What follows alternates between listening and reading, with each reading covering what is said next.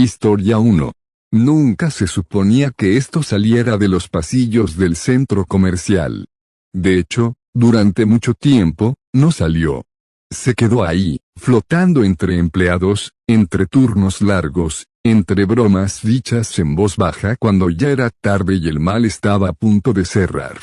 Yo trabajaba ahí. No voy a decir en qué ciudad ni el nombre del centro comercial, y no es por dramatismo. Es porque aún sigue abierto, aún hay gente entrando todos los días, comprando ropa, comiendo en la zona de comida, llevando a sus hijos al cine sin saber nada de esto. Y quizás sí deba quedarse. Todo comenzó con cosas pequeñas. Tan pequeñas que nadie les prestó atención. Porque cuando trabajas en un lugar así, aprendes rápido que nada es perfecto. Siempre falta algo, siempre hay errores, siempre alguien se equivoca. Al principio fueron comentarios sueltos. ¿Quién dejó la luz prendida en el local 214? Otra vez se comieron comida del almacén. Juro que dejé esa puerta cerrada. Nada raro. Nada que no se pudiera explicar con cansancio, con un mal turno, con alguien que no hizo bien su trabajo. El centro comercial era grande. Muy grande. 3 niveles, más de 200 tiendas, pasillos de servicio que casi nadie conocía, áreas técnicas, ductos, escaleras que no salían en los mapas públicos.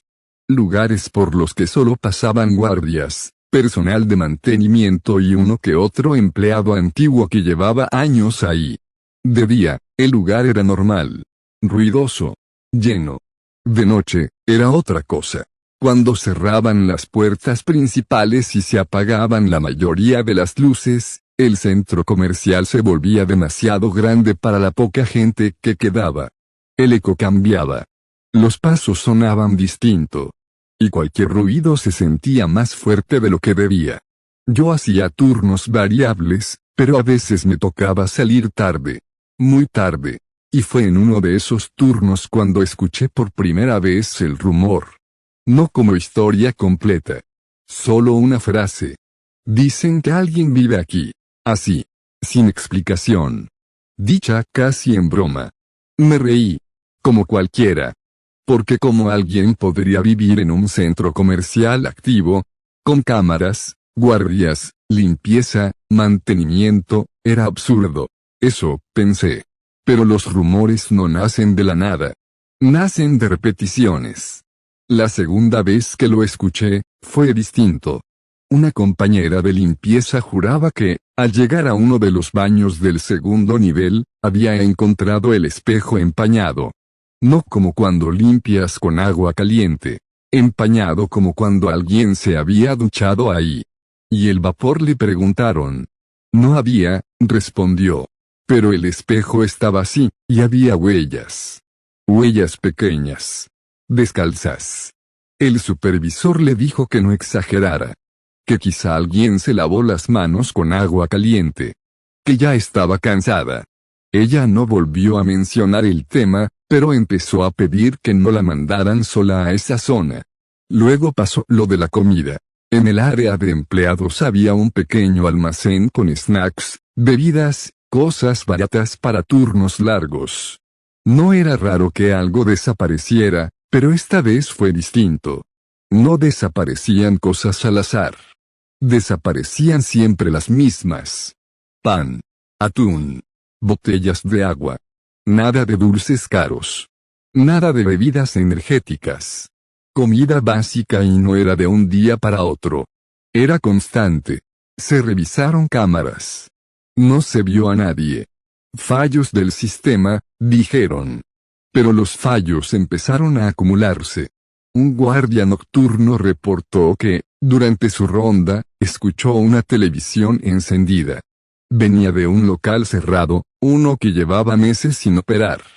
Cuando abrió la cortina metálica, no había nada. Ni televisión. Ni cables conectados. Solo el eco, y un olor raro. Como a lugar habitado. Otro guardia dijo haber visto una sombra moverse por el tercer nivel, cerca de los ductos de ventilación. Cuando fue a revisar, encontró una colilla de cigarro. Nadie podía fumar ahí. Y aquí es donde el rumor dejó de ser broma. Porque cuando muchas personas distintas, en turnos distintos, empiezan a notar las mismas cosas, ya no es coincidencia. Empezamos a hablar entre nosotros. En voz baja. Nunca frente a supervisores. Dicen que es un vagabundo. No, imposible como entró. Dicen que se mueve por los ductos. Yo escuché, que duerme en los techos. Cada versión era distinta. Pero todas coincidían en algo.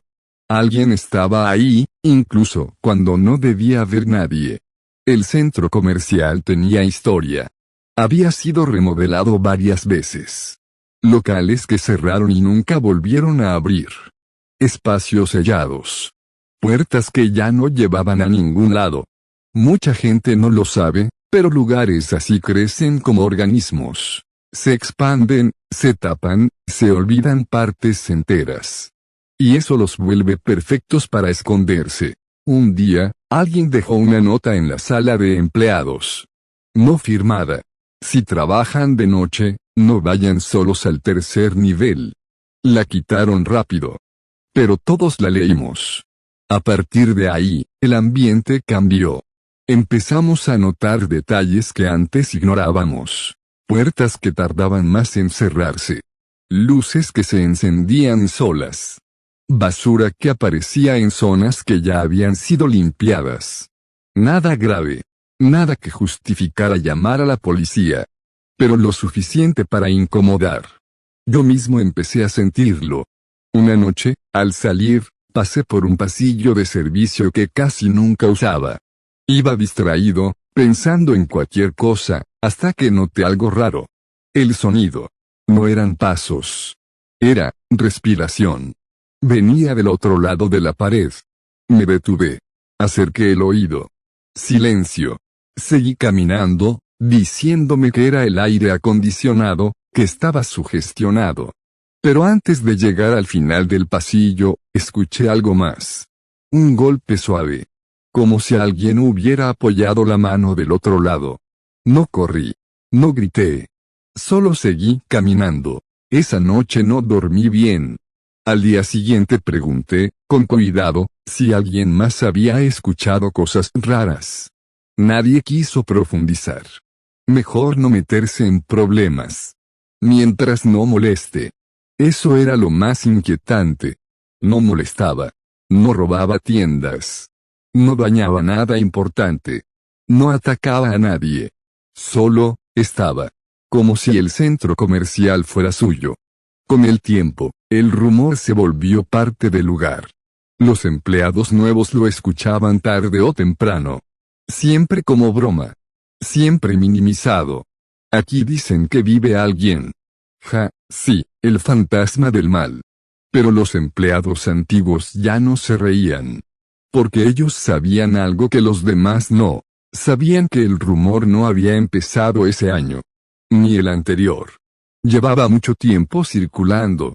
Algunos decían que antes de la última remodelación ya se hablaba de él. Otros juraban que había registros internos de incidentes similares años atrás. Nunca se encontró un nombre. Nunca una cara clara. Solo testimonios incompletos. Versiones contradictorias. Y una sensación persistente de que el centro comercial no estaba vacío cuando cerraba. Esta es solo la primera parte. El inicio. Cuando todavía podíamos fingir que era solo un chisme. Porque después vinieron las pruebas. Y ahí, ya no hubo forma de ignorarlo. Los rumores pueden sobrevivir años sin causar nada.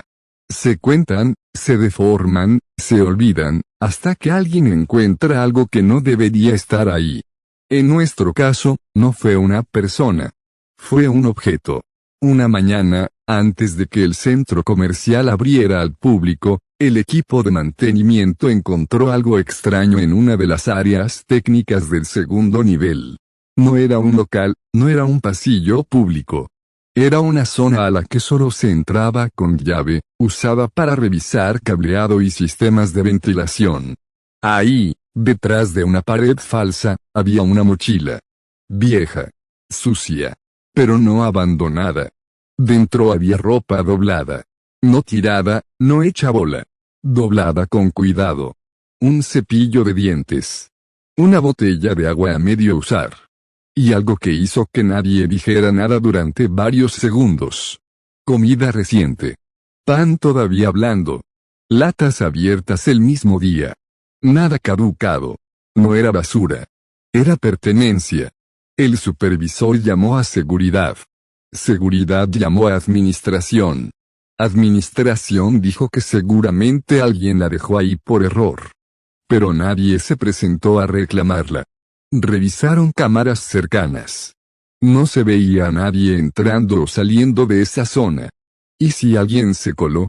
Como, si esa puerta siempre está cerrada. Nadie tenía una respuesta clara. Lo que sí tenían era una sensación compartida. Esto ya no era un rumor. A partir de ese día, se hicieron revisiones más constantes. No oficiales, no anunciadas. Guardias que se desviaban de su ruta habitual. Personal de limpieza que revisaba espacios que antes se ignoraban. Y fue ahí cuando empezaron a aparecer más cosas. Un colchón delgado, escondido sobre un plafón desmontable, cerca de los ductos de aire. Una cobija vieja, pero limpia. Un foco conectado a un cable improvisado, robando electricidad de una línea secundaria. No era un escondite improvisado. Era un lugar habitado. Alguien sabía cómo moverse ahí dentro. Alguien conocía el edificio mejor que muchos empleados. Lo inquietante no era solo que hubiera alguien viviendo ahí. Era cómo lo hacía. No había ruidos constantes. No había desorden.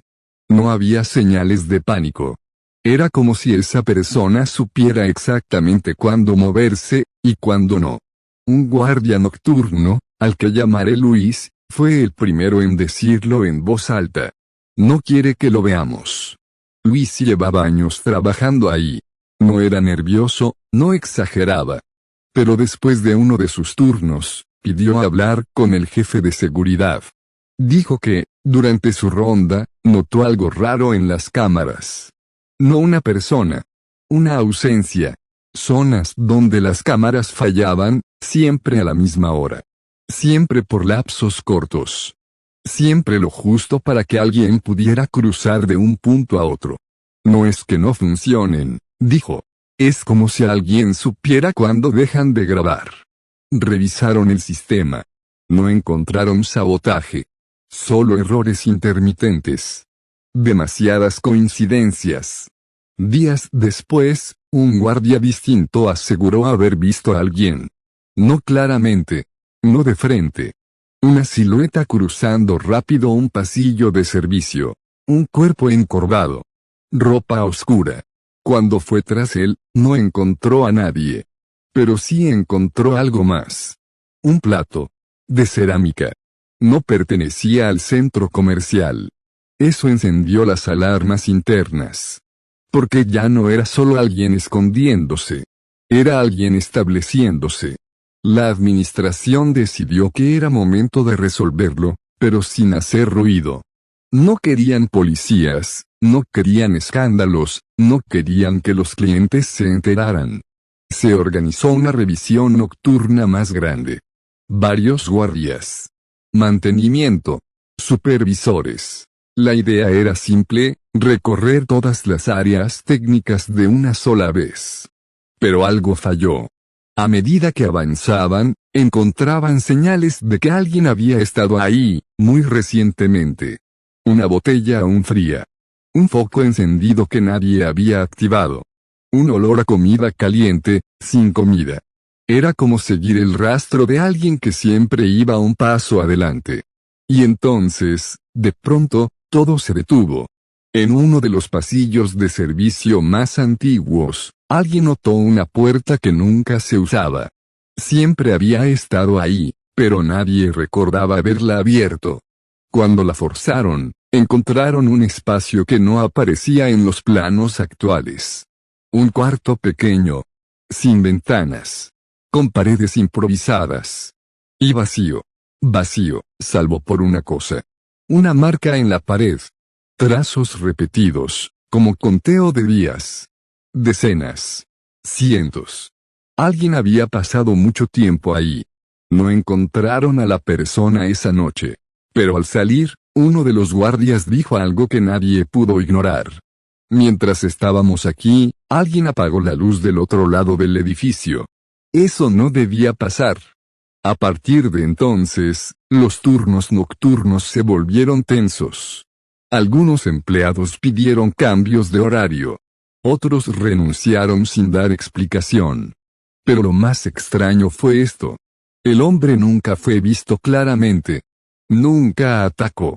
Nunca confrontó. Nunca dejó un mensaje directo. Solo dejaba pruebas suficientes para que supiéramos que estaba ahí, y que sabía que lo sabíamos. Una noche, encontré algo yo mismo. Había olvidado algo en mi área y regresé tarde, cuando casi todos se habían ido. Pasé por un pasillo que daba a los ductos principales. Y ahí, en el suelo, había una hoja de papel. No era basura. Estaba doblada. La abrí. Solo tenía una frase escrita a mano. Por favor, no cierren este lugar. Nada más. No había firma. No había amenaza. Solo una petición. No la mostré a nadie. No sé por qué. Quizá porque, en ese momento, entendí algo que no quería aceptar. No era un intruso cualquiera. No parecía alguien desesperado. Parecía alguien que había encontrado un hogar, en el peor lugar posible. Las pruebas ya estaban ahí. Demasiadas para negarlo. El rumor había muerto. Ahora teníamos una certeza incómoda. Alguien vivía en el centro comercial. Desde hacía tiempo. Y no tenía ninguna intención de irse. Y lo peor, era que todavía no habíamos visto dónde vivía realmente. Eso vendría después. Después de encontrar aquella nota, por favor no cierren este lugar. El ambiente dentro del centro comercial cambió de forma definitiva. Ya no era solo tensión. Era expectativa. Como si todos supiéramos que habíamos llegado a un punto en el que algo importante estaba a punto de revelarse, y al mismo tiempo nadie quisiera ser quien lo descubriera. La administración intentó mantener la calma. Reuniones privadas. Correos internos que hablaban de una situación controlada. Nada escrito que pudiera filtrarse. Pero entre empleados, la verdad era otra. Sabíamos que el hombre no solo se movía por el centro comercial, tenía un lugar fijo. Un lugar al que siempre regresaba. La pregunta era, ¿dónde? El centro comercial tenía zonas olvidadas incluso para quienes llevaban años ahí. Espacios que no figuraban en los mapas actuales porque habían sido sellados durante remodelaciones antiguas. Pasillos sin señalización. Cuartos técnicos que nadie abría desde hacía décadas. Fue un electricista externo quien dio con la pista clave. Estaba revisando una falla intermitente en el consumo de energía. Algo extraño. El gasto subía durante la madrugada. Y bajaba antes de que abrieran las tiendas. No coincidía con ningún sistema automático. Siguiendo el cableado, llegó a un punto muerto en los planos.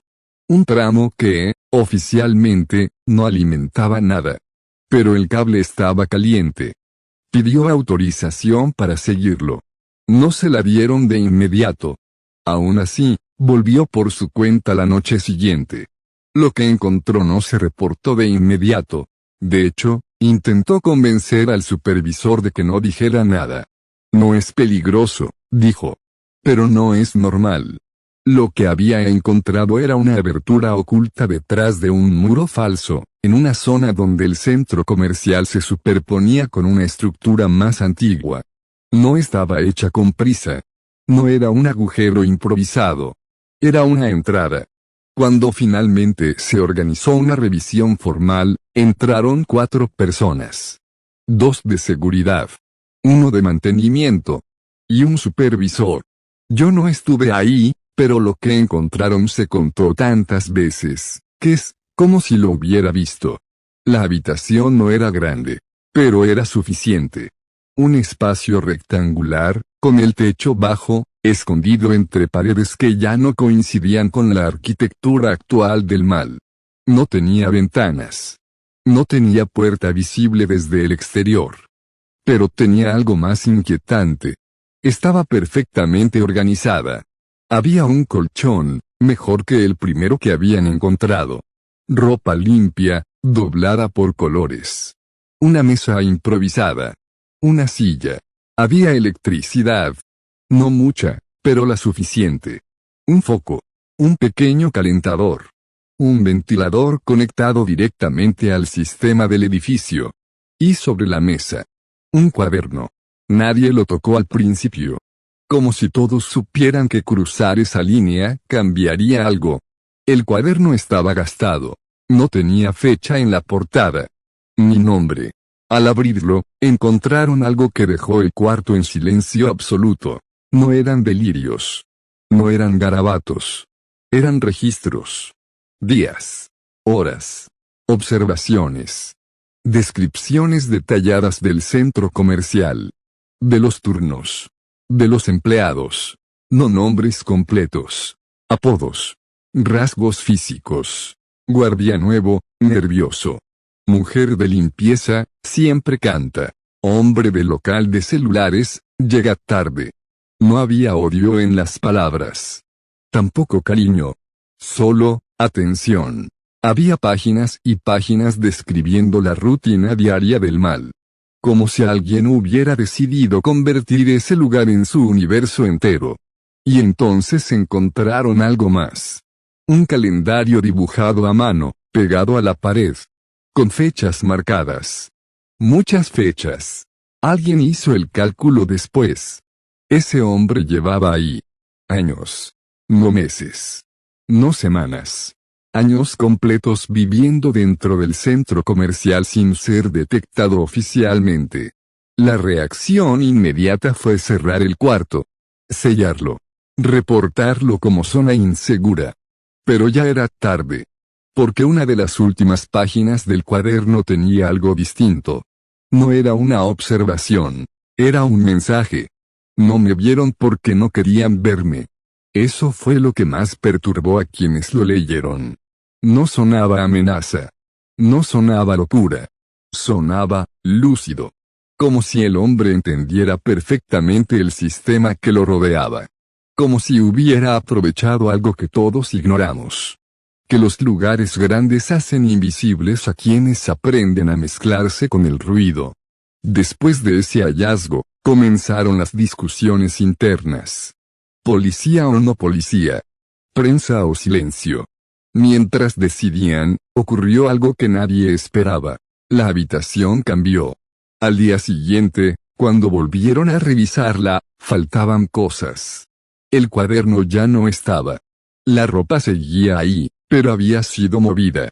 El colchón estaba caliente. No había forzado ninguna entrada.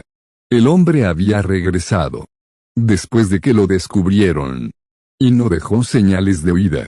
Dejó señales de permanencia. En una esquina de la habitación, donde antes no había nada, apareció un nuevo papel. Esta vez no era una petición. Era una frase escrita con letra firme. Este lugar me cuidó cuando nadie más lo hizo. A partir de ese momento, el miedo cambió de forma. Ya no era el miedo a un intruso desconocido. Era el miedo a entender que el centro comercial había sido parte del problema. Que alguien había podido desaparecer ahí dentro durante años. Porque nadie miraba de verdad. Y lo peor aún estaba por venir. Porque ahora que sabíamos dónde vivía, íbamos a intentar averiguar quién era. Y algunas respuestas no iban a gustarnos. Después de descubrir la habitación y confirmar que alguien había vuelto a ella después de que fue encontrada, el objetivo cambió. Ya no se trataba de sacarlo. Ni siquiera de atraparlo de inmediato.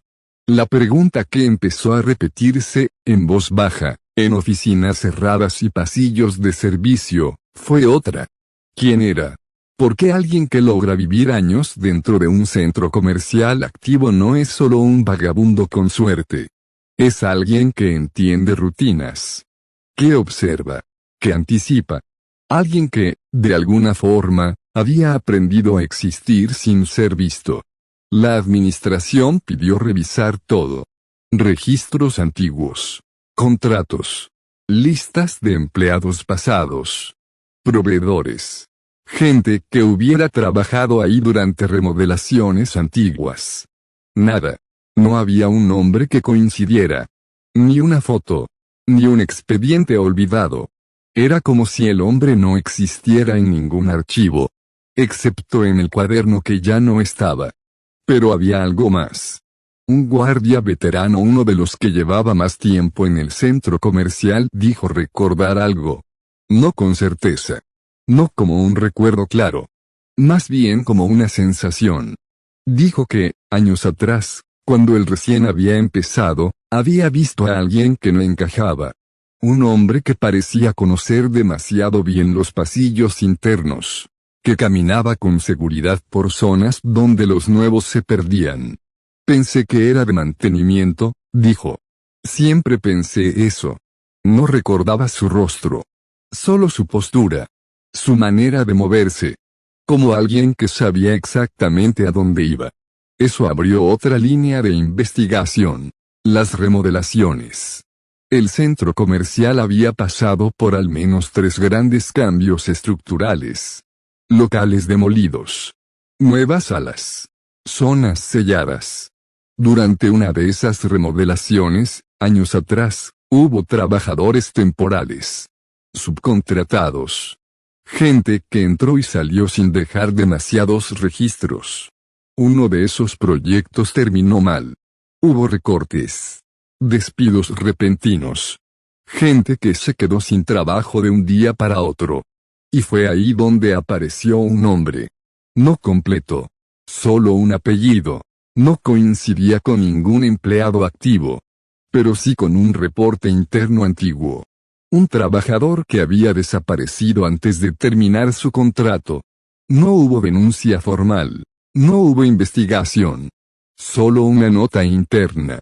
Abandonó el proyecto sin avisar.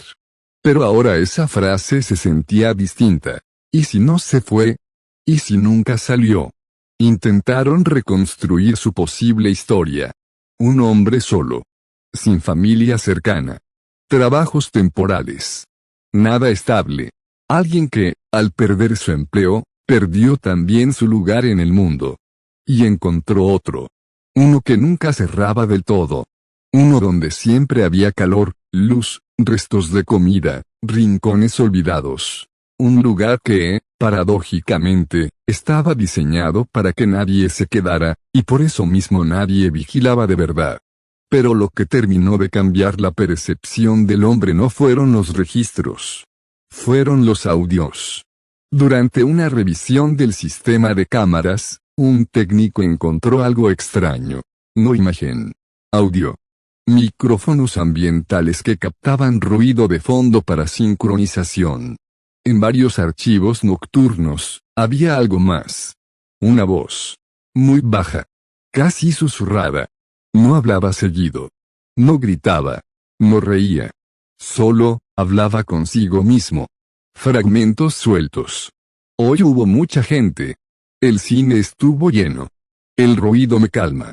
No parecía desorientado. No parecía alterado. Parecía, reflexivo. En otro fragmento, más inquietante, decía. Aquí nadie me pregunta nada. Esa frase fue la que más impactó. Porque de pronto, el hombre dejó de ser una figura oscura escondida en los lutos. Y se volvió un espejo incómodo. Alguien que había encontrado en ese lugar algo que afuera no tenía. Anonimato sin juicio. Pero había algo más. En uno de los últimos audios, grabado días después de que se descubriera la habitación, la voz decía. Ya lo vieron. Eso cambia las reglas. No sonaba asustado. Sonaba, consciente. Como si entendiera perfectamente que su invisibilidad estaba llegando a su fin. Y aún así, no huyó. No intentó escapar del centro comercial. No se llevó todas sus cosas. No destruyó pruebas. Siguió ahí, moviéndose. Observando. Como si quisiera ser entendido, pero no salvado.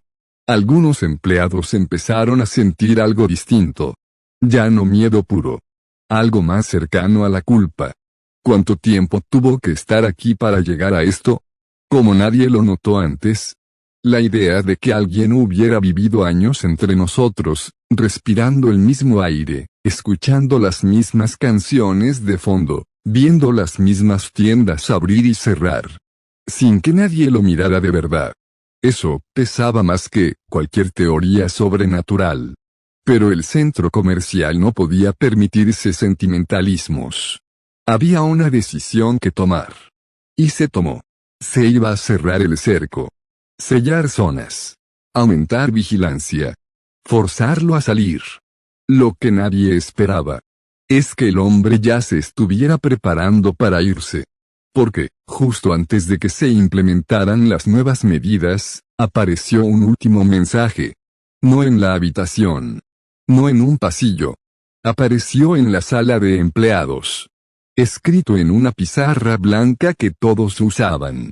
Decía: gracias por dejarme quedarme. Nada más. No hubo confrontación. No hubo captura. Solo esa frase. Y luego, silencio.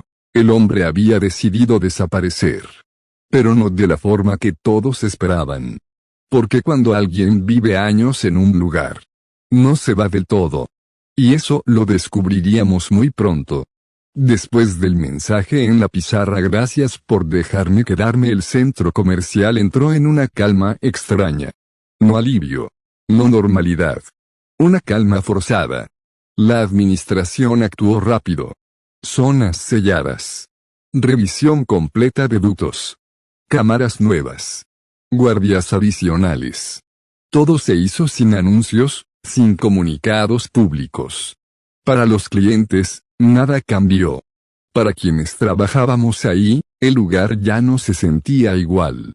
Durante semanas no apareció nada nuevo. No más comida desaparecida. No más luces encendidas. No más notas. La habitación fue desmontada. El colchón retirado. Los cables cortados. El espacio volvió a ser solo un hueco sin función. Oficialmente, el hombre se había ido. Pero las desapariciones no siempre dejan vacío. Algunos empleados renunciaron poco después. No dieron razones claras. Solo dijeron que ya no se sentían cómodos. Un guardia nocturno pidió su traslado. Dijo que no podía seguir trabajando ahí después de cierta hora. Cuando todo está en silencio, explicó, siento que alguien sigue aquí, aunque ya no esté. Lo más inquietante fue esto. El centro comercial empezó a comportarse distinto. Fallos eléctricos que no existían antes. Sensores que se activaban solos. Puertas automáticas que se abrían sin nadie cerca. Nada grave. Nada peligroso. Pero suficiente para recordarnos que el lugar había sido modificado. No por una remodelación, sino por una presencia humana prolongada. Un espacio cambia cuando alguien vive en él, aunque se vaya. Un día, meses después, encontré algo mientras ayudaba en una revisión de rutina. Detrás de un panel que nadie había abierto desde el cierre del caso. Era un papel doblado, amarillento. No era nuevo. La letra era la misma. Decía yo también trabajé aquí. No había fecha. No había nombre. Nunca se reportó oficialmente. Quizá nadie quiso hacerlo. El centro comercial sigue abierto. Las tiendas siguen rotando. La música ambiental sigue sonando. La mayoría de la gente no sabe nada de esto. Y probablemente nunca lo sabrá. Pero los que estuvimos ahí. Los que caminamos esos pasillos cuando estaban vacíos. Sabemos algo que no se puede desaprender. Que durante años, alguien vivió entre nosotros. No como intruso. No como fantasma. Como alguien que encontró en un lugar diseñado para el consumo. Un refugio y que solo fue invisible. Porque nadie estaba mirando de verdad. A veces, cuando el centro comercial está a punto de cerrar. Y las luces empiezan a apagarse una por una. Me parece escuchar pasos. No rápidos. No furtivos. Pasos tranquilos. Como de alguien que conoce el camino de memoria. Y entonces recuerdo esa frase. Este lugar me cuidó cuando nadie más lo hizo. Tal vez el hombre se fue. Tal vez no. Pero hay algo de lo que estoy seguro. Si un día, tarde en la noche, escuchas un ruido en un centro comercial vacío, no asumas que estás solo. Porque algunos lugares aprenden a guardar a las personas que el mundo decidió olvidar. Y no siempre las dejan ir. Historia 2. La gente cree que la muerte llega como un golpe seco. Un instante. Un antes y un después bien marcados. Pero no es así. La muerte, cuando te toca de cerca, llega en partes. Primero como una llamada. Luego como un silencio. Y después como una ausencia que no deja de moverse dentro de tu casa. El día que mi esposo murió, el teléfono fue lo primero que sonó. Y lo último que quise volver a tocar. No fue una muerte espectacular. No hubo sangre, ni sirenas interminables, ni titulares. Fue una de esas muertes que pasan todos los días y que, por eso mismo, nadie cree que puedan tocarle. Un accidente. Eso dijeron. Una frase tan corta para algo tan definitivo. Yo estaba en la cocina cuando recibí la llamada. Recuerdo el vaso de agua en la mano. Recuerdo que pensé que era él, avisando que llegaría tarde. Siempre hacía eso. Contesté sin pensar. La voz no era la suya. Nunca recuerdo exactamente qué me dijeron. Solo recuerdo que, mientras hablaban, miré el teléfono como si fuera un objeto extraño. Como si no entendiera cómo algo tan pequeño podía contener una noticia tan grande. Después vinieron los trámites. Los papeles. Las preguntas repetidas. ¿Era su esposa? ¿Vivían juntos? ¿Tenía algún padecimiento? Todo se vuelve administrativo cuando alguien muere. Como si el sistema necesitara reducir a una persona a casillas marcadas. El funeral pasó como un sueño mal editado. Gente hablando. Abrazos. Frases que no ayudan. Era su momento. Está en un lugar mejor. Tienes que ser fuerte. Nadie te dice cómo se hace eso. Las noches fueron lo peor. Porque durante el día hay distracciones. Pero de noche, el silencio pesa distinto. Yo seguía escuchando su rutina en mi cabeza. El sonido de las llaves. Sus pasos. La manera en que dejaba el teléfono siempre en el mismo lugar. El teléfono. No pude apagarlo. Sé que suena absurdo, pero no pude. Era como apagarlo del todo. Como aceptar que ya no iba a sonar nunca más por él. Su número seguía guardado. Seguía ahí, con su nombre. Con su foto. A veces abría el historial solo para ver las últimas llamadas. La última vez que me marcó. El último ya voy en camino. Los mensajes de voz. Eso fue lo peor. Escuchar su voz cuando ya no estaba. Escuchar algo que ya no podía responderte. Durante semanas, el teléfono fue mi ancla. Lo cargaba todo el tiempo.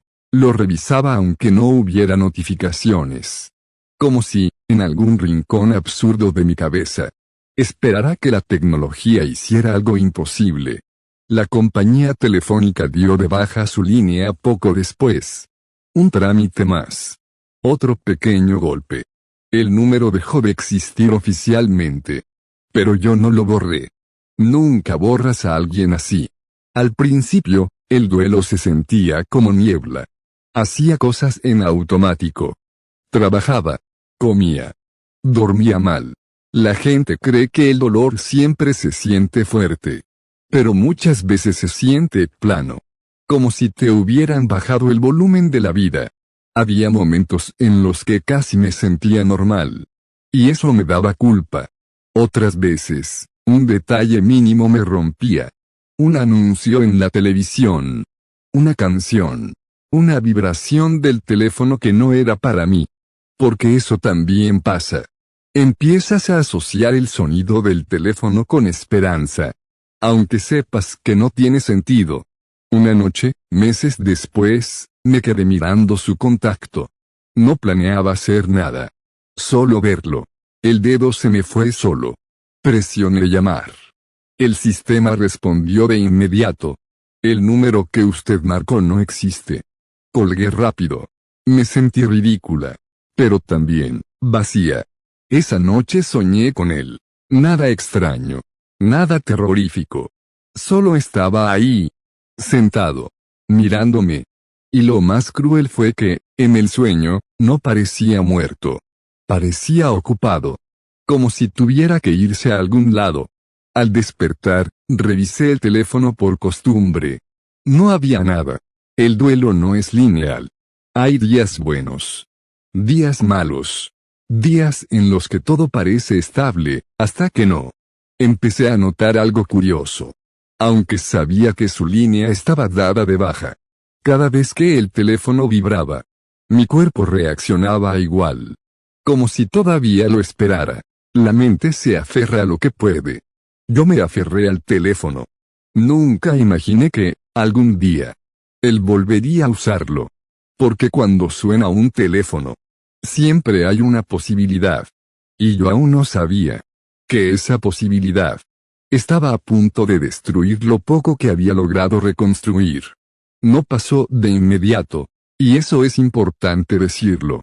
Si la llamada hubiera llegado pocos días después de su muerte, la habría atribuido al shock, al duelo, a mi mente buscando una salida desesperada.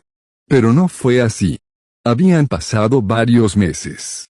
Meses en los que la vida, de alguna forma torpe y forzada, había empezado a avanzar. No a sanar. Solo a seguir. Yo ya no lloraba todos los días. Ya podía dormir algunas noches seguidas. Incluso había días en los que no pensaba en él a cada minuto. Y luego me odiaba un poco por eso. Fue una noche común. Demasiado común. Estaba en casa, sentada en el sillón, con el teléfono sobre la mesa. La televisión encendida sin volumen. Solo luz de fondo. El teléfono vibró. Ese sonido, aunque lo escuches 1000 veces al día. Tu cuerpo sabe distinguir cuándo importa. Miré la pantalla sin prisa. Esperando ver cualquier cosa. Un número desconocido. O un mensaje del trabajo. Pero no. Era su nombre. Su contacto. Su foto. Por un segundo pensé que estaba viendo mal. Parpadeé. Incliné el teléfono para evitar reflejos. Seguía ahí.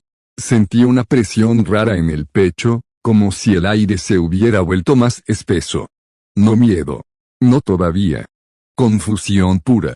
Mi primer pensamiento no fue esto es imposible. Fue el sistema se equivocó. Los teléfonos se equivocan. Las aplicaciones fallan. Los contactos se mezclan. Eso me dije. No contesté. Dejé que sonara. No fue una llamada larga. Se cortó sola. Me quedé mirando la pantalla varios segundos después. Esperando que algo cambiara. Que apareciera un aviso. Que el nombre desapareciera. Nada. Revisé el historial. Ahí estaba. Llamada entrante su nombre. Sentí un escalofrío breve, pero lo aparté rápido. Cerré la aplicación. Bloqueé el teléfono. Esa noche casi no dormí, pero no por miedo. Por la cabeza llena de explicaciones. Error del sistema. Número reciclado. Contacto mal vinculado. Todo tenía sentido, si no pensabas demasiado. A la mañana siguiente llamé a la compañía telefónica. Expliqué lo ocurrido. La operadora fue amable, pero directa. Ese número está dado de baja desde hace tiempo. No puede emitir ni recibir llamadas. Le pregunté si podía aparecer como identificador por error. No, dijo. No debería. Colgué con una sensación incómoda, pero todavía controlable. No fue hasta 2 días después que volvió a pasar. Esta vez estaba en el trabajo. El teléfono vibró sobre el escritorio. No quise mirar. No de inmediato. Porque una parte de mí ya sabía. Cuando finalmente bajé la vista, ahí estaba otra vez. Su nombre. Su foto. Sentí calor en las manos. El corazón acelerado. Alrededor, todo seguía normal. Personas hablando. Teclados sonando. Y yo, congelada frente a una pantalla que decía algo que no podía ser real. No contesté. De nuevo. Dejé que sonara hasta que se cortó. Alguien me preguntó si estaba bien. Asentí. Sonreí. Mentí con facilidad. Revisé el historial otra vez. 2 llamadas. Días distintos. El mismo contacto. Esa noche no pude evitarlo. Abrí sus mensajes antiguos. Leí conversaciones completas. Buscando, no sé qué. Tal vez una señal de que mi mente estaba jugando conmigo. Pero todo estaba igual. Nada nuevo. Esa fue la primera noche en la que tuve miedo de algo muy específico. Contestar. Porque una cosa es ver su nombre en una pantalla.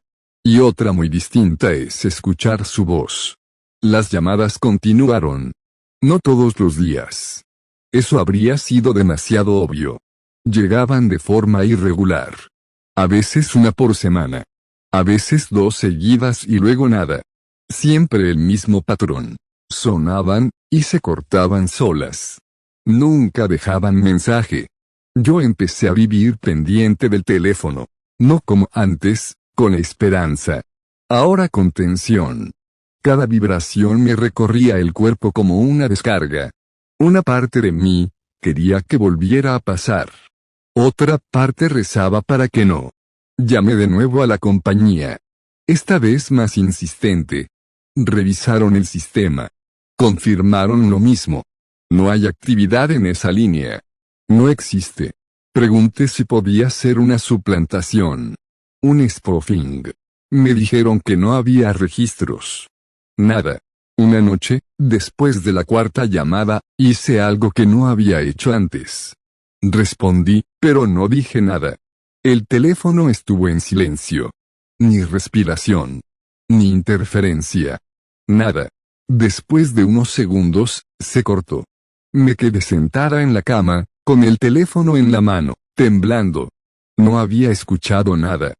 Pero tampoco había sido una llamada vacía. Había habido tiempo. Tiempo suficiente para que alguien estuviera del otro lado. Esa fue la primera vez que pensé algo que me dio vergüenza admitir. ¿Y si es él? No como un pensamiento lógico. No como una creencia. Como una pregunta que nace del dolor. Porque el duelo te vuelve vulnerable a cualquier posibilidad. Por absurda que sea. A partir de ahí, empecé a hacer algo que nunca le dije a nadie. Dejaba el teléfono en silencio por la noche. Pero lo mantenía cerca. Por si sonaba. Por si, esta vez. No se cortaba. Yo todavía no lo sabía. Pero esas llamadas no estaban probando el sistema. Estaban probándome a mí. Y la siguiente vez. Ya no iba a haber silencio del otro lado. La 3ª llamada llegó un jueves. Recuerdo el día con claridad porque había llovido y la ciudad olía a tierra mojada. Me encontraba sola en casa, algo que ya no pasaba muy seguido desde su muerte. El teléfono vibró sobre la mesa. Al principio pensé en ignorarlo. Pero algo en mí me dijo que no podía. Cuando miré la pantalla, ahí estaba su nombre. Su foto. Exactamente igual que antes. Mi primer impulso fue alejarme. Mi segundo, contesté. Hola, dije, con la voz temblando. Esperé silencio. Esperé el pitido que indica que nadie contesta.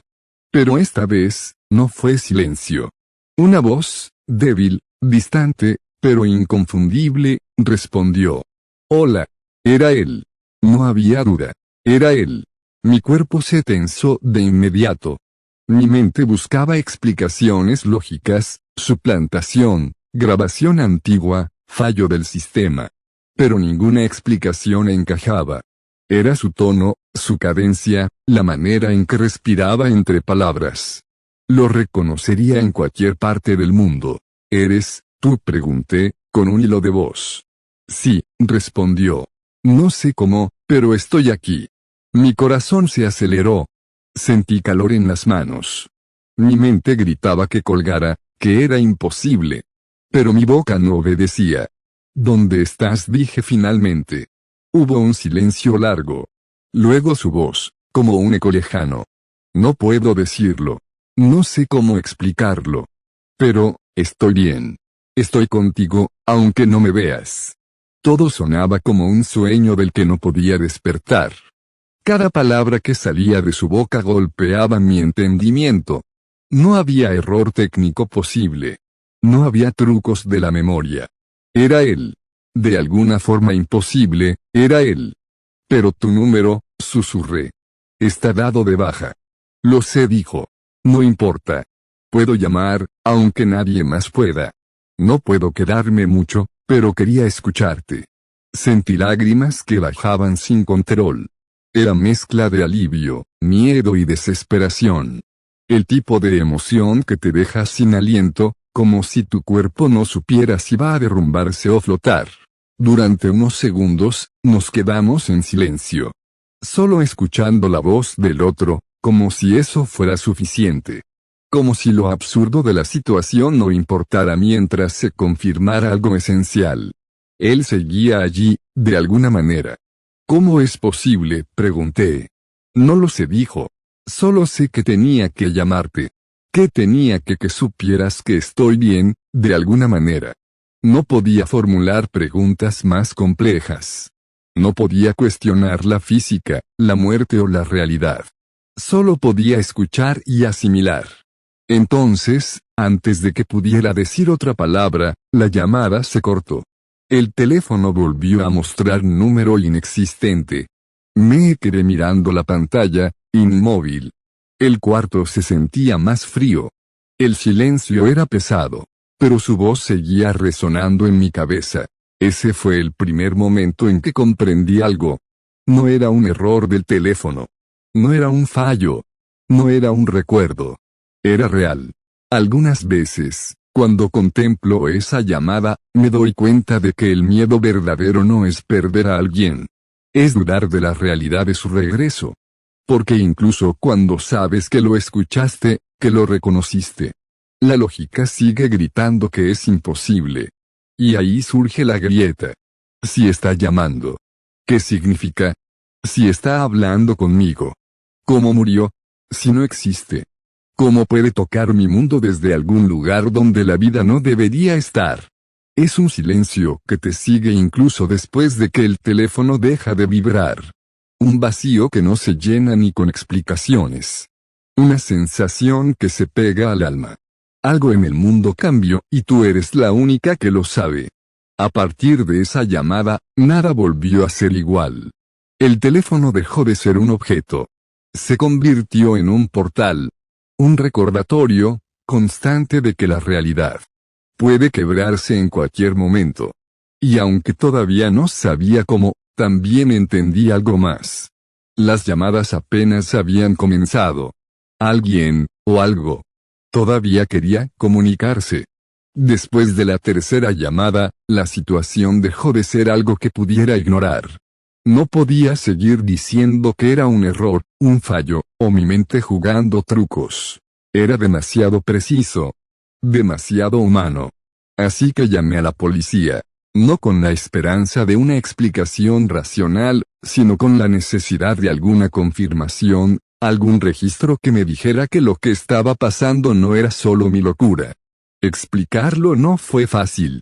Los agentes me miraron con una mezcla de incredulidad y paciencia. Pero no podían negar que los hechos eran claros. El número estaba dado de baja. No emitía señales. No había registro de actividad. Si quiere, podemos intentar rastrear la última señal de la llamada, dijo uno de los oficiales. Pero probablemente no encontremos nada. Acepté de inmediato. No necesitaba que encontrara nada. Necesitaba intentarlo. Los días siguientes fueron una mezcla de vigilancia y espera. Revisábamos horarios, patrones, y cada llamada que llegaba.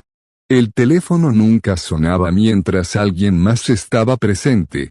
Siempre tarde, siempre sola. Y siempre cortada abruptamente. Finalmente, tras semanas de registros, la policía tuvo un resultado. El origen de la señal era imposible.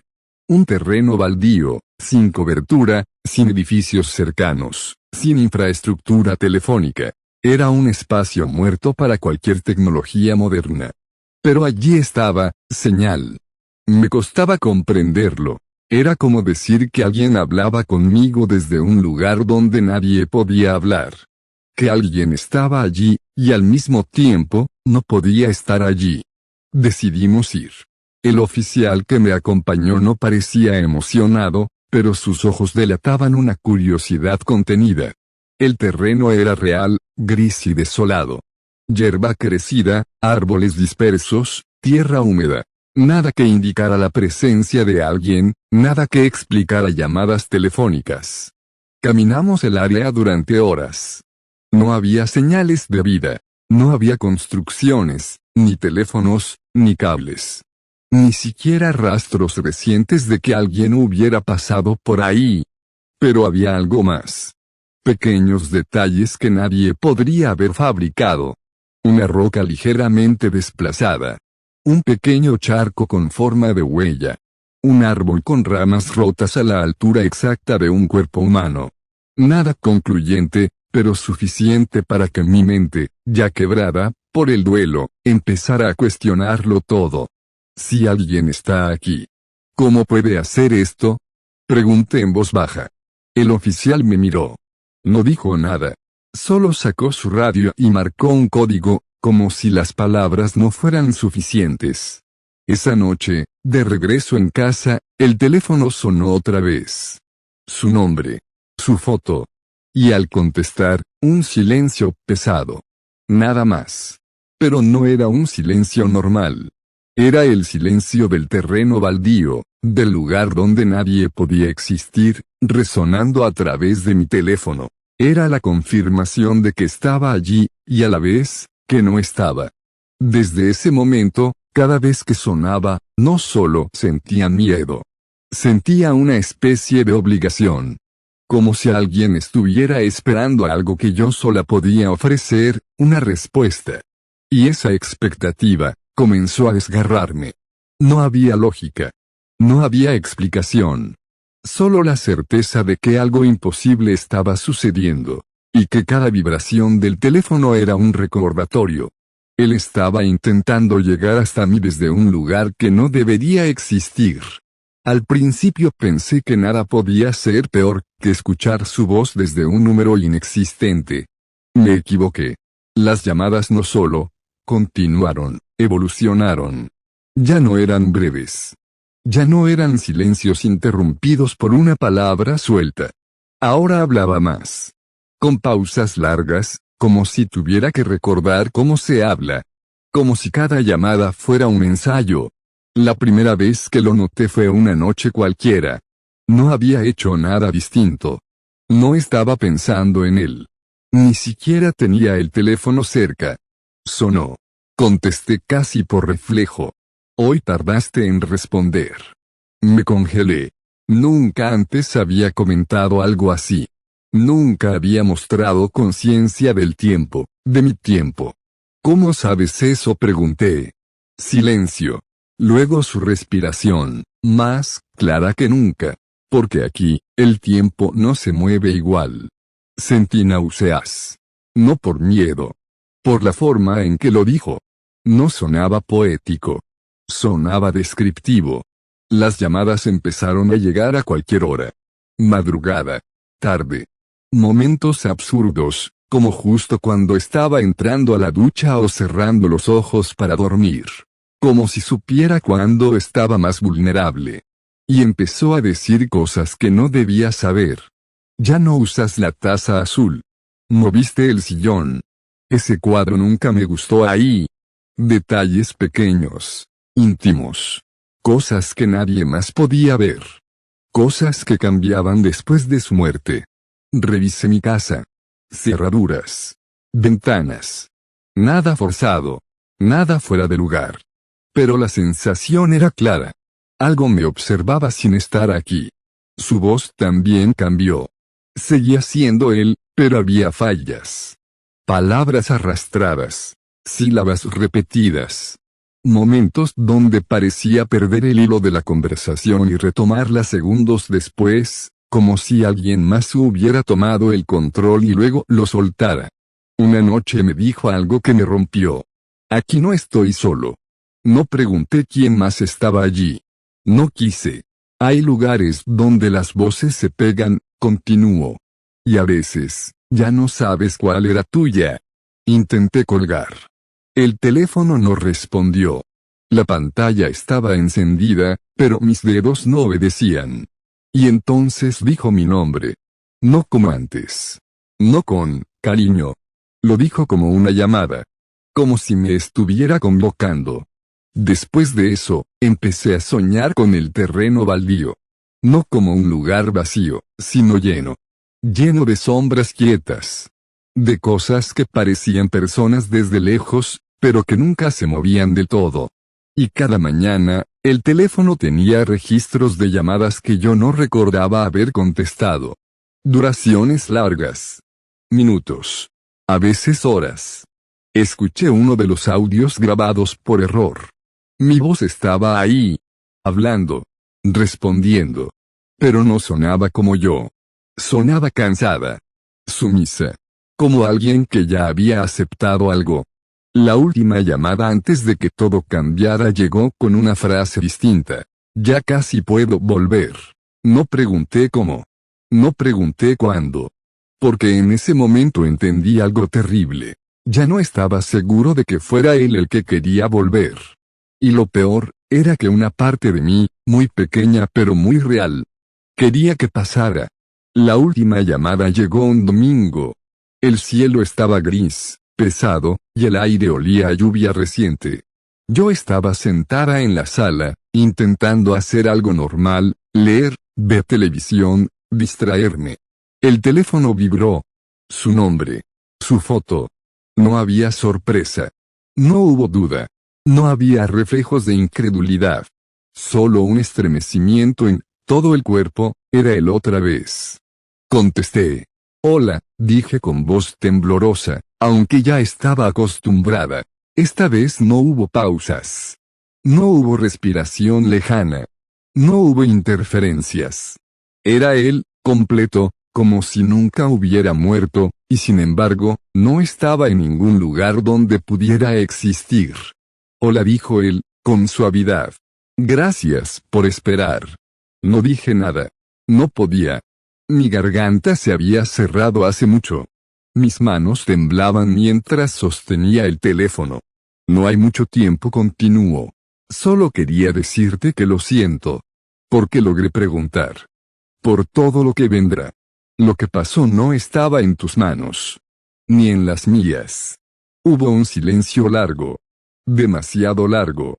Era como si respirara todo el mundo a la vez, y yo pudiera escucharlo. No me busques, dijo finalmente. No intentes seguirme.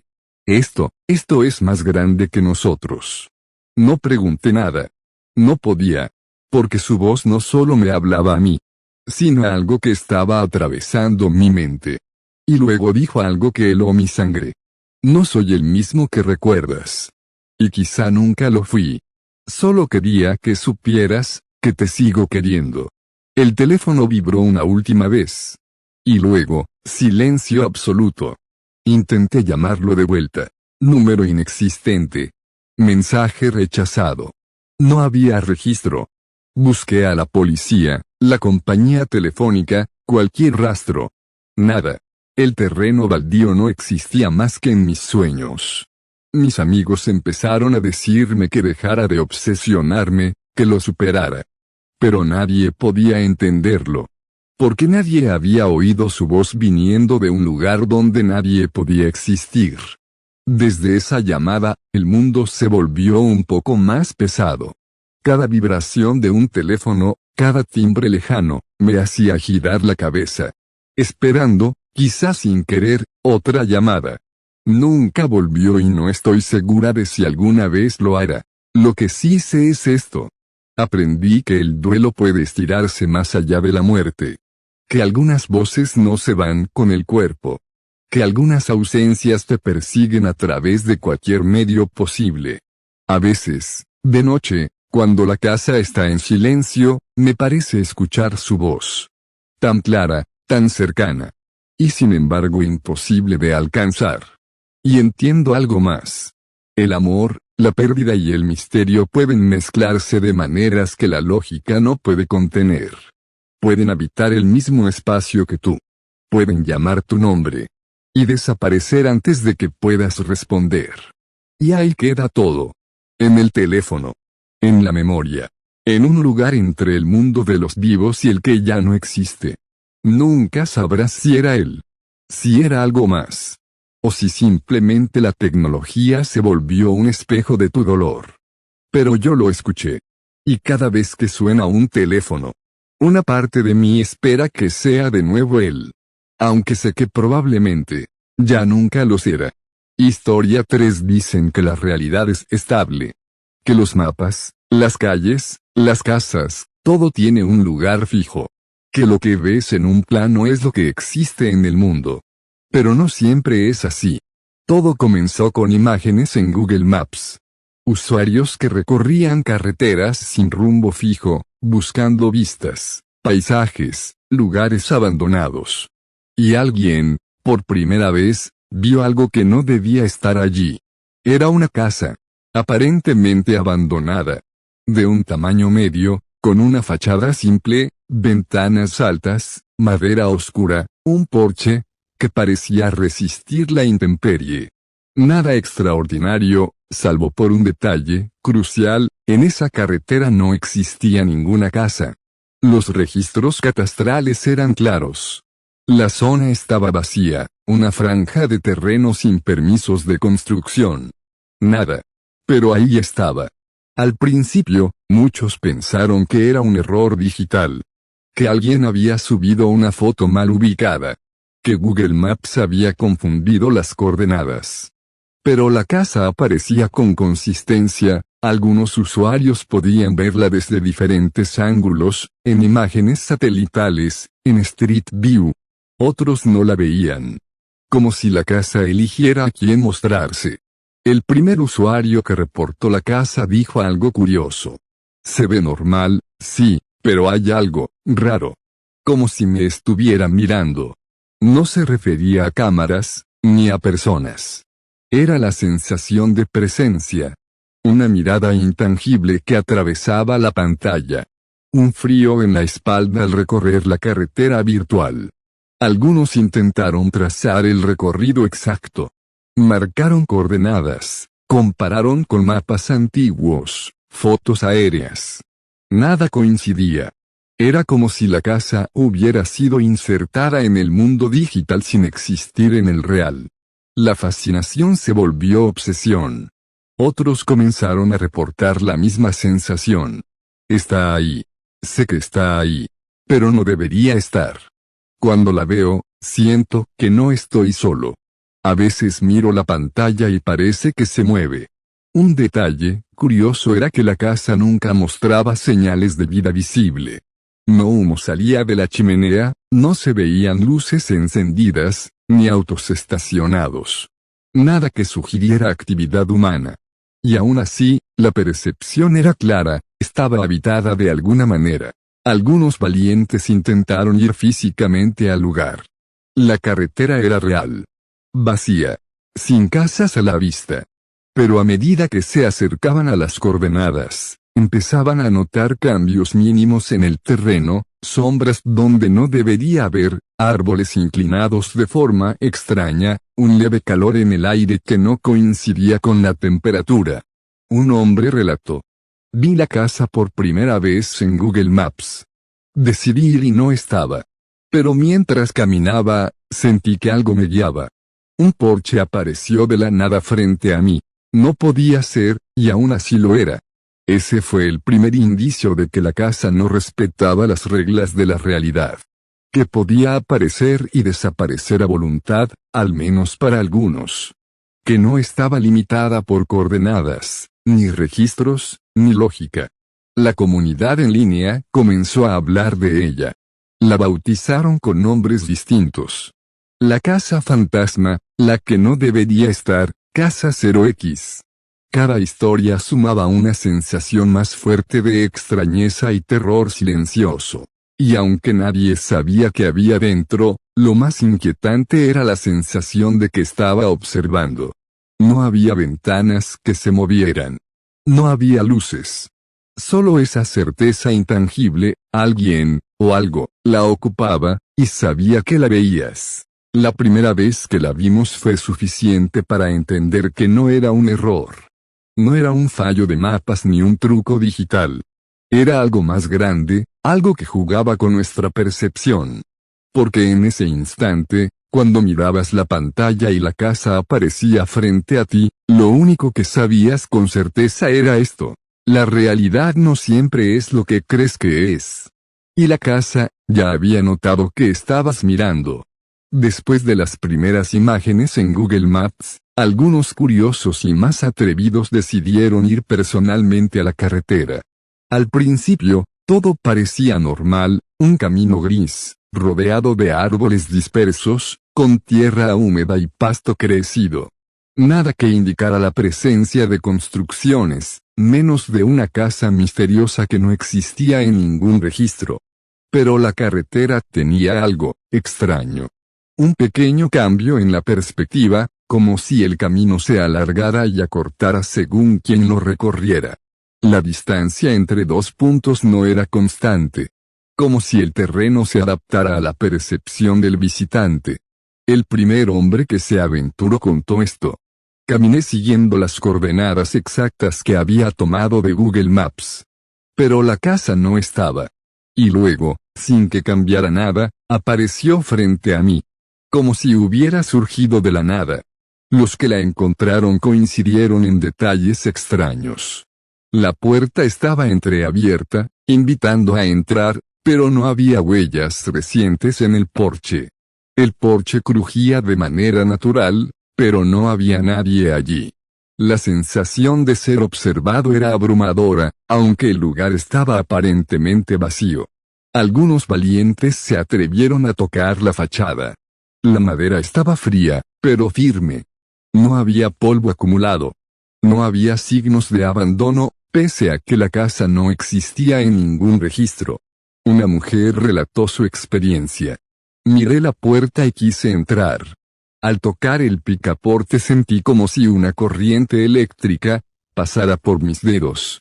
El corazón me latía tan rápido que pensé que iba a desmayarme.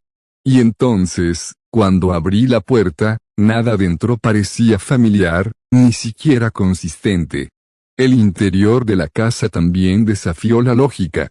Los muebles aparecían colocados de formas distintas a las imágenes de Google Maps. Los pisos parecían más largos o más cortos según el ángulo de visión. La luz entraba por ventanas que no coincidían con la orientación del edificio. Y los objetos eran aún más inquietantes. Pequeños detalles sugerían que alguien había vivido allí recientemente. Una taza con restos de líquido que parecía seco desde hacía horas, aunque nadie la había usado. Libros abiertos, con páginas dobladas. Fotografías viejas, pero borrosas, que parecían retratar lugares desconocidos. Los visitantes empezaron a notar algo más perturbador. Cuando alguien entraba, podía sentir pequeñas modificaciones en la memoria. Detalles de la casa que recordaban con claridad al mirar maps, cambiaban al entrar en la realidad física. Era como si la casa no solo existiera, sino que jugara con la percepción de quienes la exploraban. Algunas personas intentaron grabar video o tomar fotos. Los resultados eran inconsistentes. La cámara capturaba habitaciones que no habían sido vistas por el visitante. Los pasillos parecían más largos en pantalla que en la realidad. Algunas fotos mostraban sombras que no estaban presentes en el momento. Y lo más inquietante, en ningún momento encontraron señales de que alguien habitara realmente la casa. No se escuchaban voces. No había electricidad. Pero la sensación de presencia persistía. Como si la casa misma respirara, observando cada movimiento. Algunos regresaron para verificar Google Maps. Para su sorpresa, la casa ya no estaba. Se había borrado de las imágenes, como si nunca hubiera existido. Otros intentaron ir de nuevo al terreno. Pero los árboles, la tierra y el camino habían cambiado. No había indicio de la casa, ni de las sombras, ni de los objetos extraños. Lo que empezó como curiosidad se convirtió en obsesión. Quienes habían visto la casa físicamente no podían dejar de pensar en ella. Y los que solo la habían visto digitalmente empezaban a notar modificaciones en las coordenadas. La carretera parecía moverse o deformarse según quien buscara la casa. Fue entonces cuando la comunidad entendió algo crucial. Esta no era una simple construcción abandonada. Era un lugar que existía de manera selectiva. Un lugar que podía aparecer y desaparecer, alterar memorias y cambiar la percepción de la realidad. La exploración inicial dejó un mensaje claro para todos. La casa no se limitaba a Google Maps ni a la física que conocemos. La casa tenía su propia voluntad. Y quien se atreviera a buscarla, estaba jugando un juego en el que la realidad ya no era fiable. Tras las primeras exploraciones, la casa empezó a reclamar su misterio de manera más activa. Los que habían visitado el terreno comenzaron a notar pequeñas anomalías, cambios sutiles al principio, pero suficientes para que el corazón se acelerara. Una de las primeras señales vino de un joven que había recorrido la carretera con su cámara. Al volver a su casa y revisar las fotos, descubrió algo extraño. La imagen del porche mostraba una sombra que no estaba allí cuando él entró. Intentó borrar la foto, pero en cada captura nueva aparecía la misma silueta, siempre en la misma posición, siempre observando. Otros reportaron algo más grave. Visitantes que entraron por primera vez al interior comenzaron a desaparecer durante minutos y horas, solo para reaparecer sin poder explicar dónde habían estado. Sus relojes marcaban tiempos que no correspondían. Sus memorias de la casa eran confusas y fragmentadas. Algunos aseguraban haber caminado por pasillos que antes no existían. Otros, haber visto puertas que llevaban a habitaciones imposibles, incluso al exterior de la carretera donde la casa estaba ubicada. Una mujer relató su experiencia. Entré al salón y de repente la puerta de la cocina estaba donde no debía. Me acerqué y vi un espejo, que reflejaba un pasillo que nunca había cruzado. Quise retroceder, pero al girar la cabeza, la habitación cambiaba de forma. No estaba sola, lo sentía, pero no había nadie visible. Escuché susurros, pasos, y luego, de repente, estaba afuera, en el porche, como si nada hubiera pasado. No recuerdo cómo llegué allí. A medida que más personas visitaban la casa, las desapariciones y las alteraciones se hicieron frecuentes. Algunos regresaban con recuerdos mezclados, nombres que no reconocían, lugares que nunca habían visto, sensaciones de haber vivido eventos que no pertenecían a su vida. Otros sufrían mareos, vértigos y ansiedad extrema al acercarse a las coordenadas exactas de la casa. Y un pequeño grupo comenzó a evitar mirar Google Maps, por temor a que la casa apareciera de manera imprevista, manipulando su percepción incluso desde la pantalla. Lo más inquietante era que la casa parecía alimentarse de la atención de los curiosos. Cuanto más buscaban los usuarios, más inconsistentes y perturbadoras se volvían las experiencias. Habitaciones que se alargaban o acortaban. Objetos que cambiaban de posición entre visitas. Fotografías que mostraban rostros que no pertenecían a los visitantes. Algunos relatos incluso hablaban de personas que veían versiones de sí mismas dentro de la casa, como si la construcción proyectara fragmentos de la mente de quienes la exploraban. La sensación de ser observados se volvió constante, palpable, y muchos sintieron que la casa los reconocía, que sabía quiénes habían estado allí y quienes solo la habían visto en línea. Y entonces llegaron las desapariciones más graves. Personas que entraban y nunca regresaban, dejando solo testimonios grabados o capturas de Google Maps donde la casa aparecía donde no debería. Un pequeño grupo afirmó que la casa había desaparecido mientras estaban dentro, obligándolos a vagar por terrenos que no conocían, hasta finalmente devolverlos a la carretera principal, desorientados y exhaustos. No había manera de registrar estos eventos de forma fiable. Ni la policía ni las cámaras podían explicar lo que estaba pasando. La casa no estaba limitada por las leyes del espacio ni del tiempo, existía de manera selectiva, apareciendo y desapareciendo según sus propias reglas, y alterando la percepción de todos los que la encontraban. Para quienes investigaban digitalmente, los mapas y fotos comenzaron a mostrar inconsistencias. Coordenadas que no coincidían. Calles que se prolongaban de manera imposible. La casa a veces aparecía y otras simplemente no. Era un fenómeno que mezclaba la tecnología con lo imposible, lo tangible con lo subjetivo. Y la conclusión que todos comenzaron a aceptar, aunque fuera a regañadientes, era clara. La casa no solo existía. Ella decidía cuándo y cómo existir, y qué efectos tendría sobre quienes la encontraban. A medida que los relatos de la casa se multiplicaban, la comunidad comenzó a recopilar pruebas digitales.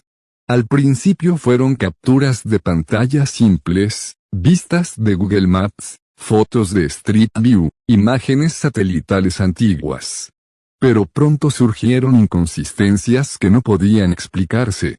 Algunos usuarios notaron algo perturbador. La casa aparecía en diferentes lugares de la misma carretera según el dispositivo o la cuenta que la buscara.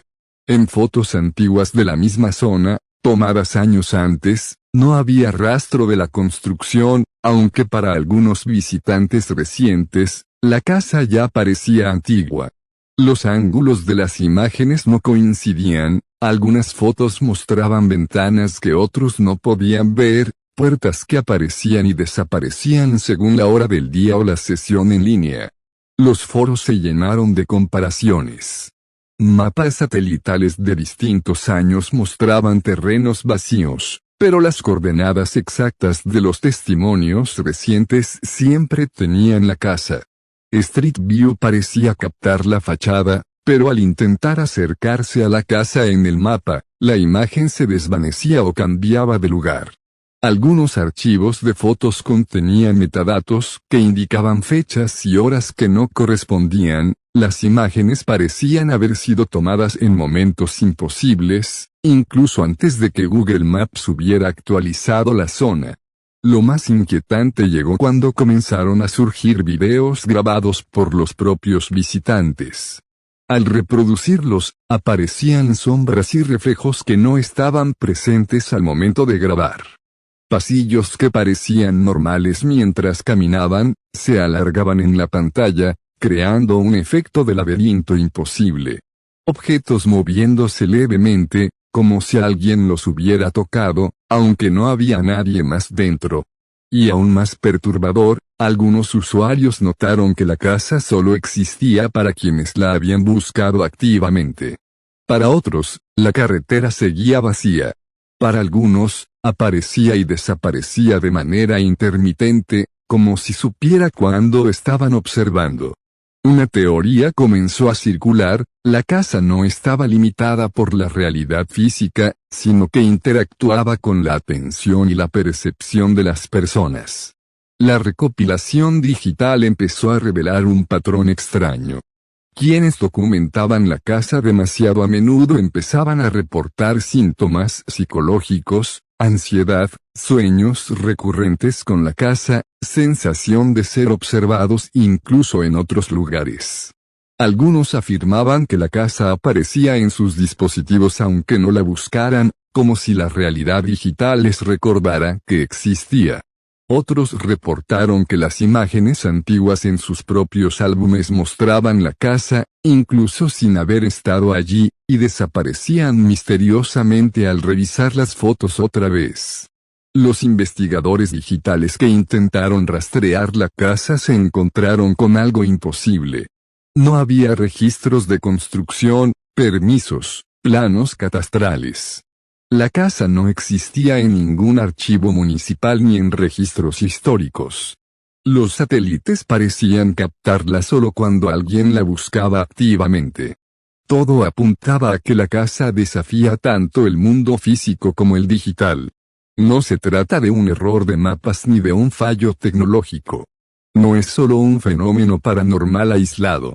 Es algo que existe y actúa solo en relación con quienes la perciben. La casa se convirtió así en un enigma que mezclaba lo tangible y lo virtual. Quienes la buscaban podían tocarla, sentirla, escuchar ruidos. Pero al mismo tiempo, podía desaparecer, reaparecer y alterar memorias. Era un fenómeno consciente, manipulando tanto la percepción digital como la experiencia física. Al final de esta etapa, quedó claro que la casa no era un simple lugar. Era una entidad que existía entre la realidad y la virtualidad, interactuando selectivamente con quienes la veían.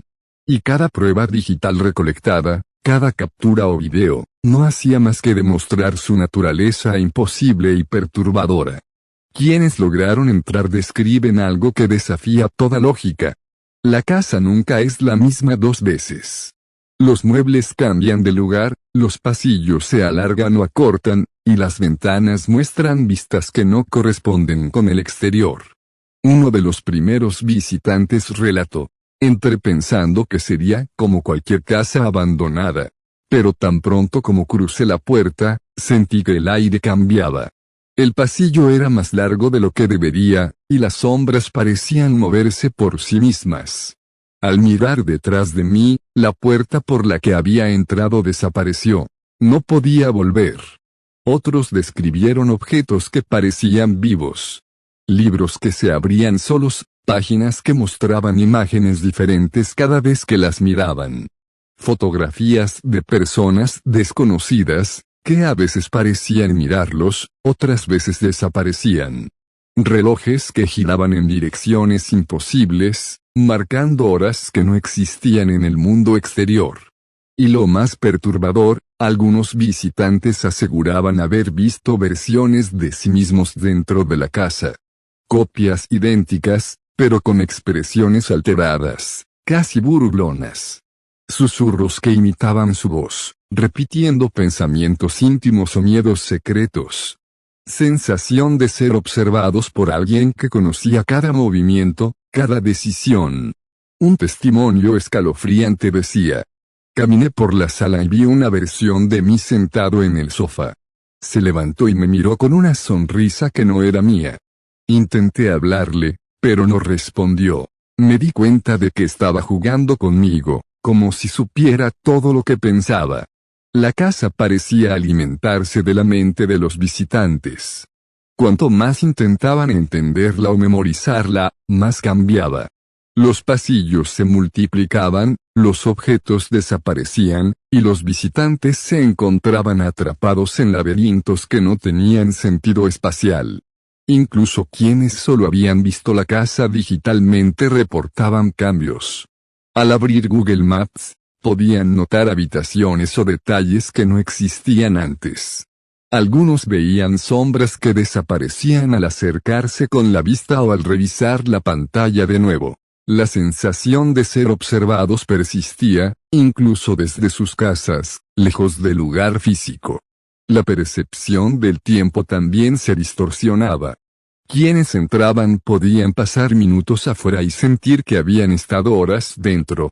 Otros afirmaban que minutos dentro de la casa equivalían a días de recuerdos alterados. Algunos regresaban con memorias mezcladas, confundiendo lo que había pasado en la casa con su vida diaria. La conclusión se volvió clara. La casa no es solo un espacio físico, ni siquiera un espacio digital. Es una entidad consciente, que manipula la percepción, el tiempo y la memoria de quienes se acercan.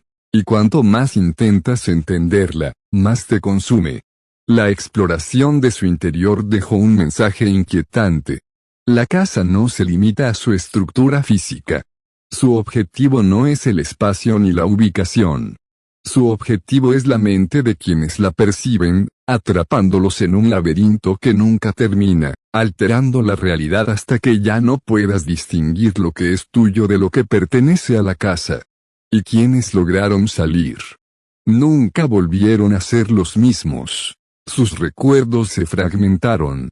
Su percepción del mundo quedó marcada por algo imposible, intangible, y terrorífico. Porque dentro de la casa, había algo más que paredes y muebles. Había una conciencia que te observaba y aprendía de ti. Con el tiempo, la casa comenzó a desaparecer, y no de manera gradual. Un día estaba en las coordenadas exactas que todos habían registrado. Al siguiente, ya no había nada. El terreno estaba vacío, la carretera parecía normal, y cualquier referencia digital había desaparecido. Google Maps no la mostraba, las fotos antiguas se borraban o se corrompían, y los registros municipales confirmaban que nunca había existido. Para los visitantes que habían explorado su interior, la experiencia fue devastadora.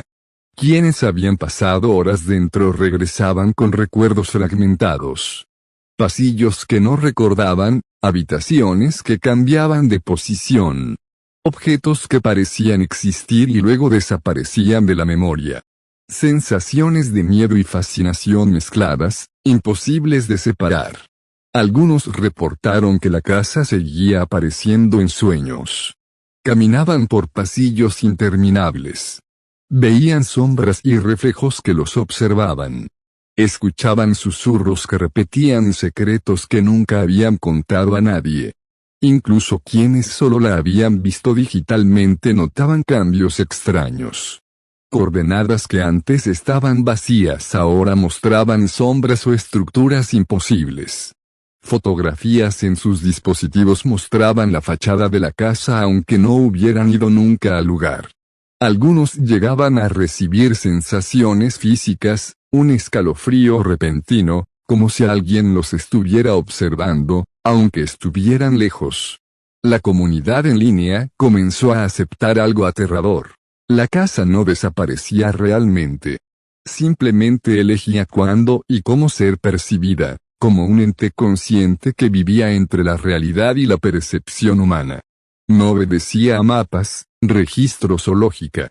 Solo existía para quienes la buscaban, para quienes se atrevían a acercarse. Y aquellos que intentaron explicarlo racionalmente, fracasaron. Nadie podía demostrar su existencia de manera definitiva. Ninguna cámara, ningún archivo, ningún registro podía contenerla. Porque la casa no es un lugar, es un fenómeno. Una entidad que juega con la mente, la memoria y la percepción de quienes se cruzan con ella. El cierre, entonces, no es definitivo. La casa puede volver a aparecer mañana, en otro lugar, para otra persona. O tal vez, ya esté observándote ahora, desde la pantalla de tu dispositivo, esperando que decidas buscarla, explorarla, y dejarte atrapado en sus pasillos que no respetan la realidad ni el tiempo. Porque la lección más escalofriante que deja esta historia es simple. No todas las casas están hechas de ladrillos y madera. Algunas están hechas de percepción, atención y miedo. Y algunas, nunca desaparecen realmente. Si has llegado hasta aquí, sabes que la realidad no siempre es lo que parece. Si quieres seguir explorando misterios, fenómenos inexplicables y lugares que desafían la lógica, suscríbete ahora y activa la campana. Porque la próxima historia podría estar más cerca de lo que imaginas, y quizá incluso aparezca en tu pantalla cuando menos lo esperes. Dale me gusta si te estremeciste con estas historias. Comparte con alguien que se atreva a mirar más allá de lo que ven sus ojos. Y recuerda, algunas cosas existen solo si las buscas. No te pierdas lo que sigue.